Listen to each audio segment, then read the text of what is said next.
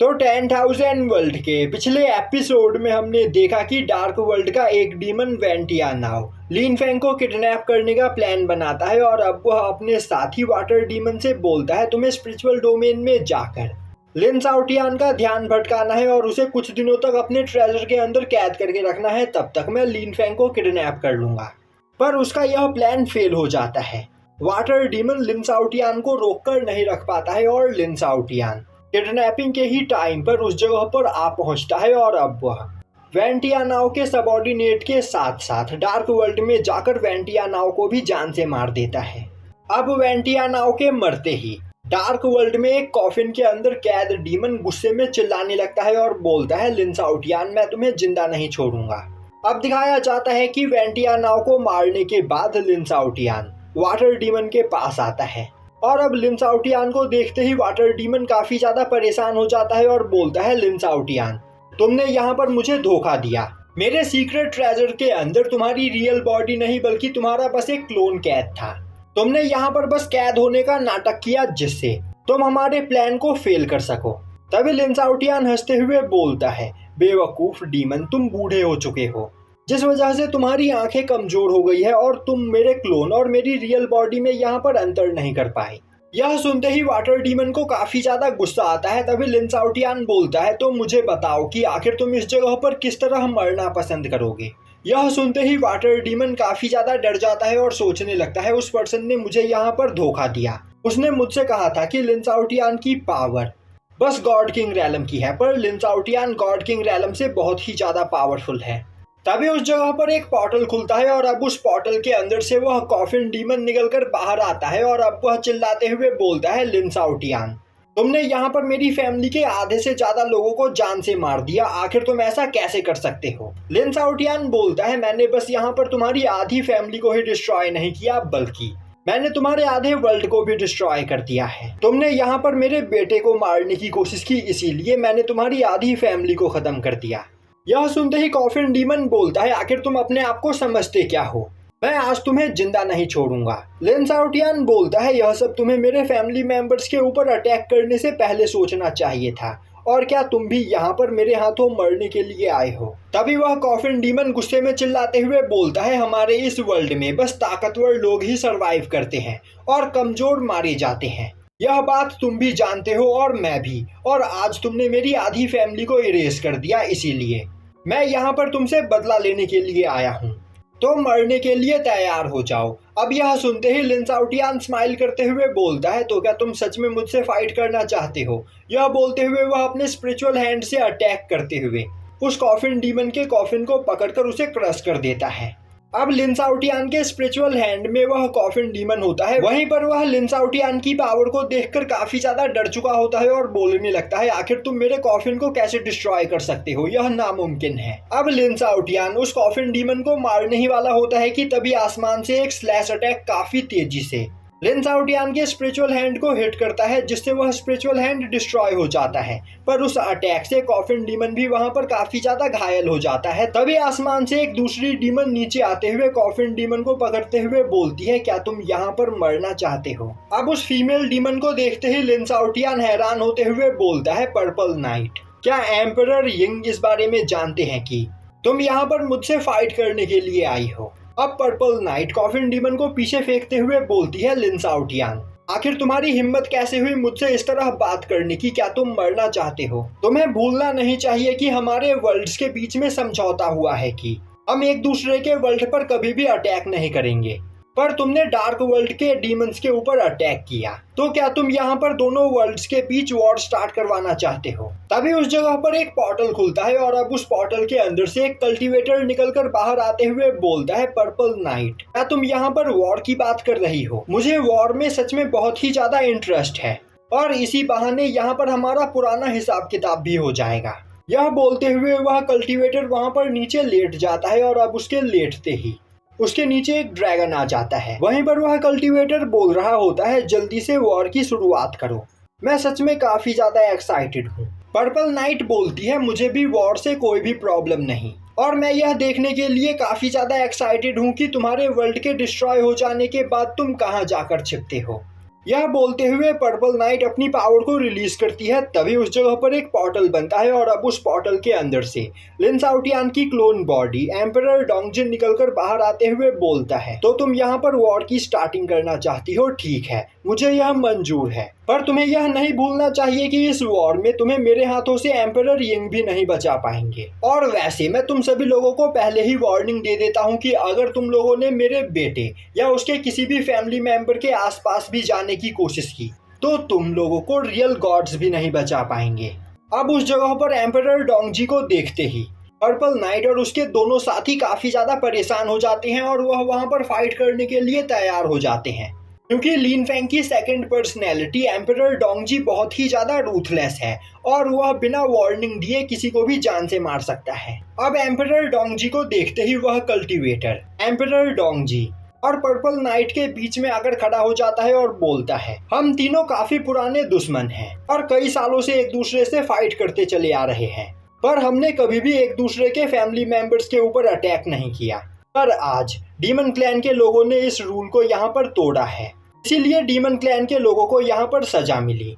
और मैं यहाँ पर हम तीनों के बीच एक प्रपोजल रखना चाहूंगा। आज से हम तीनों के बीच यहाँ पर चाहे कुछ भी क्यों ना हो, हम तीनों में से कोई भी एक दूसरे के फैमिली मेंबर्स के ऊपर अटैक नहीं करेगा, और अगर हम तीनों में से किसी ने भी इस रूल को तोड़ने की कोशिश की तो बाकी दो लोग मिलकर रूल तोड़ने वाले पर्सन की पूरी फैमिली को खत्म कर देंगे। अब यह सुनते ही एम्परर डोंगजी इसके लिए तैयार हो जाते हैं। वहीं पर पर्पल नाइट को काफी ज्यादा गुस्सा आ रहा होता है, क्योंकि एक तो लिन फेंग को किडनैप करने का उसका प्लान फेल हो चुका होता है, साथ ही साथ लिन शाओटियान ने वेंटियानाओ की पूरी फैमिली को भी खत्म कर दिया होता है। यह सब देखकर उसे काफी ज्यादा गुस्सा आ रहा होता है, पर एम्परर डोंगजी और उस दूसरे कल्टीवेटर के वहां पर रहते वह कुछ भी नहीं कर सकती थी, इसीलिए न चाहते हुए भी वह भी इस रूल को मानने के लिए तैयार हो जाती है और अब वह अपने साथियों के साथ वहां से चली जाती है। अब इस मैटर को सुलझाने के बाद लिन शाओटियान मैंग फैमिली में वापस लौटता है, जिसे देखते ही लिन फेंग काफी ज्यादा खुश होता है। तभी लिन शाओटियान बोलता है, यहाँ पर अब सब कुछ ठीक है, तो मेरे साथ थोड़ी देर बैठो, मैं तुमसे कुछ इंपॉर्टेंट बात करना चाहता हूँ। अब लिन फेंग लिन शाओटियान के साथ वहाँ पर बैठता है और उसके लिए चाय बनाने लगता है। वहीं पर वह बोल रहा होता है, फादर, उस डार्क वर्ल्ड के डीमन के साथ फाइट करने के बाद मुझे यहाँ पर समझ में आ रहा है कि हमारा यूनिवर्स कितना ज्यादा बड़ा है और हमारे यूनिवर्स में कितने ज्यादा पावरफुल कल्टीवेटर्स मौजूद है। मुझे लगने लगा था कि मेरी पावर गॉड किंग रैलम की हो चुकी है, तो अब मैं किसी का भी सामना कर सकता हूँ, पर उस डीमन का सामना करने के बाद मुझे समझ में आया कि मैं अभी कितना ज्यादा कमजोर हूँ। लिन शाओटियान बोलता है, तुम्हें यहाँ पर परेशान होने की कोई जरूरत नहीं, यह मेरा पर्सनल मैटर था जिसके अंदर उन लोगों ने तुम्हें घसीटने की कोशिश की, पर यहाँ पर हमारे बीच समझौता हो चुका है और अब यहाँ पर नए रूल के हिसाब से गॉड किंग रैलम से ऊपर का कल्टीवेटर किसी भी दूसरे क्लैन के यंगर जनरेशन के ऊपर अटैक नहीं करेगा। अगर उसने ऐसा करने की कोशिश की तो बाकी दोनों क्लैन आपस में हाथ मिलाकर इस रूल को तोड़ने वाले क्लैन के पूरे वर्ल्ड को डिस्ट्रॉय कर देंगे। और तुम्हें यहाँ पर सावधान रहने की जरूरत है, क्योंकि मुझे डार्क वर्ल्ड के यिन कपल के ऊपर बिल्कुल भी भरोसा नहीं। वह कभी भी तुम पर या फिर तुम्हारे फैमिली मेंबर्स के ऊपर अटैक कर सकते हैं, इसीलिए मैं चाहता हूँ कि तुम यहाँ पर जल्द से जल्द अपनी पावर को और भी ज्यादा बढ़ाओ, जिससे खतरा आने पर तुम उनका सामना कर सको। और यहाँ पर हमारे फैमिली मेंबर्स को सेफ रखने के लिए मैंने यह फैसला किया है कि आज से कुछ दिनों के बाद मैं तुम्हारी मदर के साथ साथ क्वीन क्यू और तुम्हारे तीनों बच्चों को अपने साथ लेकर एक अपर वर्ल्ड में चला जाऊंगा, जिस जगह पर वह लोग मेरे साथ सेफ रहेंगे। और मैं चाहता हूं कि तुम इसी जगह पर रहकर कल्टीवेशन करके अपनी पावर को बढ़ाओ और गॉड किंग रैलम पर पहुंचने के बाद तुम भी डिवाइन वर्ल्ड में एंटर कर सकते हो। तब तक मैं तुम्हारे फैमिली मेंबर्स को सेफ रखूंगा, तो तुम्हें यहाँ पर परेशान होने की कोई जरूरत नहीं। अब सीन शिफ्ट होता है और हमें दिखाया जाता है कि कुछ दिनों के बाद मैरिज ऑर्गेनाइजर्स डिस्ट्रॉय हो चुकी मैंग फैमिली में से अपना पुराना सामान इकट्ठा कर रहे होते हैं। वहीं पर वह सभी काफी ज्यादा गुस्से में होते हैं। दूसरी ओर क्वीन क्यू और उसके तीनों बच्चे लिन फेंग की मदर के साथ डिवाइन वर्ल्ड में जाने के लिए तैयार हो रहे होते हैं और अब लिन फेंग वहां पर क्वीन क्यू से आकर मिलता है। तभी मैंग सिलिंग और मैंग सिफेंग लिन फेंग से बोलती है, फादर, हम डिवाइन वर्ल्ड में आपका इंतजार करेंगे, तो हमसे मिलने के लिए आप जल्दी आइएगा। तभी मैंगटियान आगे आते हुए बोलता है, फादर, आपको परेशान होने की कोई जरूरत नहीं, आपकी गैर मौजूदगी में मैं यहाँ पर हमारे सभी फैमिली मेंबर्स का ख्याल रखूंगा।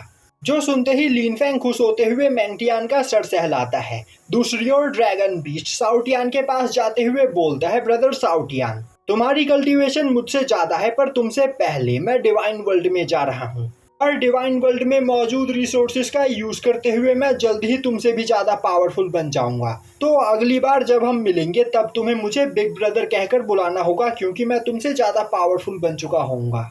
तभी शाओटियान हंसते हुए बोलता है, तुम मुझसे ज्यादा पावरफुल बन चुके होगे। बेवकूफ, मैं तुम्हें बताना चाहता हूँ कि अगली बार जब हम मिलेंगे तब तुम मुझे ग्रैंडफादर कहकर बुलाओगे। और अब इसके बाद क्वीन की और बाकी सभी लोग 9 haven of the divine realm की ओर चले जाते हैं। वहीं पर नीचे खड़ा लिनफेंग शाओटियान के साथ उन्हें जाते हुए देख रहा होता है और अब वह सोचने लगता है, मुझे जल्द से जल्द अपनी पावर को बढ़ाना होगा जिससे मैं दोबारा अपने फैमिली मेंबर्स के साथ रह सकूं। तभी थंडर ड्रैगन बाहर आते हुए बोलता है, लिनफेंग, तुम्हें यहाँ पर उदास होने की कोई जरूरत नहीं। तुम्हें यहाँ पर उदास होने के बजाय अपनी पावर को बढ़ाने पर ध्यान देना चाहिए। मुझे पूरा यकीन है तुम जल्द ही दोबारा अपने फैमिली मेंबर्स से मिल पाओगे। अब थंडर ड्रैगन यह बोल ही रहा होता है कि तभी आसमान में एक हेवनली ट्रिब्यूलेशन बनता है और अब उस हेवनली ट्रिब्यूलेशन को देखते ही सभी मैरिज ऑर्गेनाइजर गुस्से में अपना सामान पटक कर तोड़ते हुए बोलने लगते हैं, आज के बाद हम मैंग फैमिली की ओर कभी देखेंगे भी नहीं। मैंग फैमिली ने यहाँ पर हमारी लाइफ बर्बाद करके रख दी है। यह बोलते हुए वह सभी लोग वहाँ से भागने लगते हैं। तभी उस हेवनली ट्रिब्यूलेशन के अंदर से निकलकर स्पिरिचुअल डोमेन का गार्डियन गॉड बाहर आता है और अब वह बोलता है, तुम सभी लोगों को परेशान होने की कोई जरूरत नहीं, मैं बस यहाँ पर लिनफेंग से बात करने के लिए आया हूँ। और अब गार्डियन गॉड लिनफेंग को देखते हुए बोलता है, लिनफेंग, मैं यहाँ पर तुम्हें एक अपॉर्चुनिटी देने के लिए आया हूँ, जिस अपॉर्चुनिटी का फायदा उठाते हुए यहाँ पर तुम अपनी पावर को काफी ज्यादा बढ़ा सकते हो। तभी शाओटियान आगे बढ़ते हुए बोलता है, गार्डियन गॉड, आखिर अचानक से तुम इतने ज्यादा काइंड कैसे हो गए? जहां तक मैं जानता हूं तुम अपने बिना फायदे के यहाँ पर कोई भी काम नहीं करते। तभी गार्डियन गॉड बोलता है, लिनफेंग और उसके फादर ने स्पिरिचुअल डोमेन को डिस्ट्रॉय होने से बचाया है, और अगर लिनफेंग और लिन शाओटियान ने यहाँ पर मेरी मदद नहीं की होती तो वह डीमंस स्पिरिचुअल डोमेन को डिस्ट्रॉय कर देते और मैं यहाँ पर कुछ भी नहीं कर पाता। उसी मदद के बदले मैं यहाँ पर लिनफेंग को एक अपॉर्चुनिटी देना चाहता हूँ, और अगर यहाँ पर लिनफेंग उसकी बात मान लेता है वह उस अपॉर्चुनिटी का फायदा उठाते हुए अपनी पावर को भी बढ़ा सकता है। यह सुनते ही लिनफेंग आगे बढ़ते हुए गार्डियन गॉड से इस बारे में पूछता है। अब गार्डियन गॉड लिनफेंग को बताता है कि उनके स्पिरिचुअल डोमेन से एक secret realm of dragon clan connected है, जिस जगह पर एक बहुत ही ज्यादा पावरफुल ड्रैगन ट्रेजर रखा हुआ है। यह सुनते ही थंडर ड्रैगन हैरान होते हुए बोलता है, गार्डियन गॉड, कहीं तुम यहाँ पर हमें बेवकूफ बनाने की कोशिश तो नहीं कर रहे हो? गार्डियन गॉड हंसते हुए बोलता है, आखिर मैं यहाँ पर झूठ क्यों बोलूंगा?